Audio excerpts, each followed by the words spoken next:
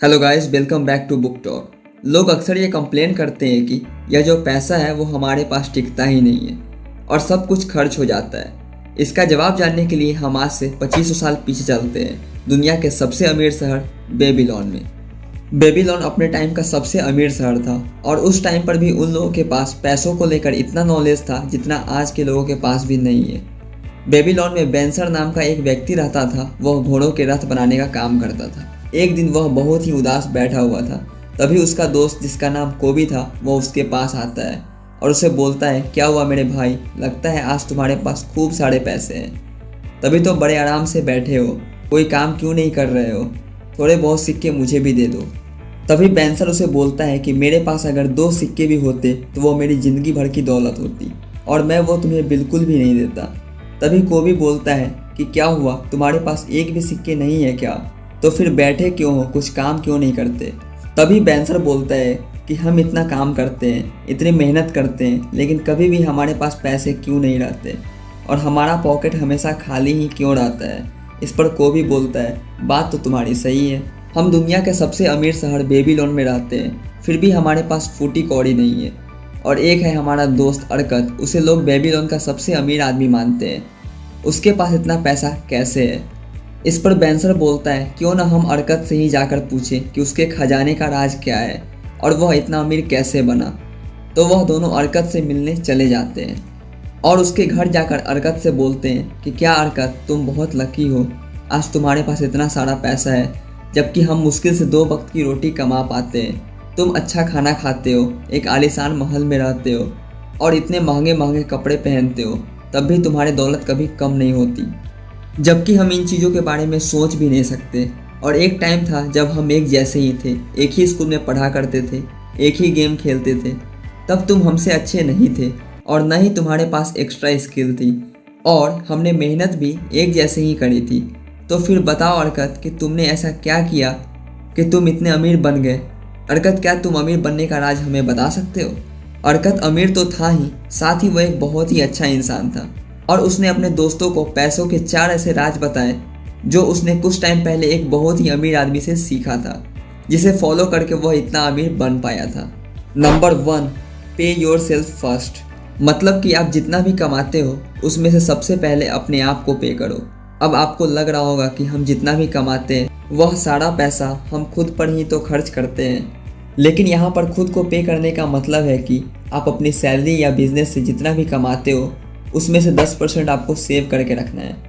हर महीने जब भी हमें सैलरी मिलता है तो हम सबसे पहले अपने लाइट पानी का बिल पे करते हैं, घर का रेंट पे करते हैं और फिर अपने लिए कुछ कपड़े और बाकी की चीज़ों पर खर्च कर देते हैं। मतलब कि हम अपनी सैलरी को सब लोगों में बांट देते हैं, लेकिन हम खुद के लिए कुछ भी सेव नहीं करते।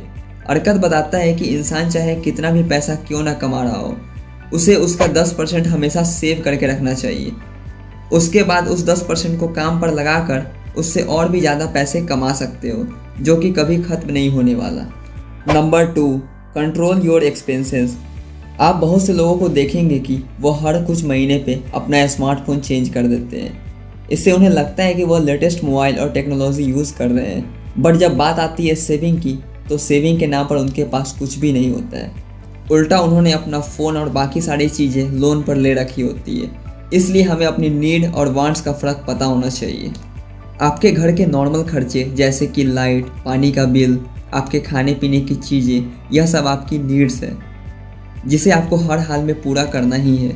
लेकिन इसके अलावा जैसे ब्रांडेड कपड़े, लेटेस्ट मोबाइल, यह सब आपकी इच्छाएं हैं जिन पर आपका कंट्रोल होना ज़रूरी है, क्योंकि हर इंसान जितना कमाता है उतना खर्च कर देता है। जैसे जैसे लोगों की सैलरी इंक्रीज़ होने लग जाते हैं वैसे वैसे उनके खर्चे भी इंक्रीज़ होने लग जाते हैं। इसलिए 10% सेव करना तो दूर की बात है, उन्हें उन चीज़ों को लोन पर लेना पड़ता है।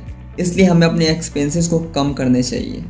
हम जितना कमाते हैं उससे हमारे खर्चे हमेशा कम होने चाहिए और उसके लिए आप बजट बना सकते हो, जिससे आपको पता होगा कि हमें किन चीज़ों पर कितना खर्च करना है और किन चीज़ों पर नहीं, और इस तरह आप अपनी स्पेंडिंग पर कंट्रोल रख सकते हो। Number 3, multiply your income.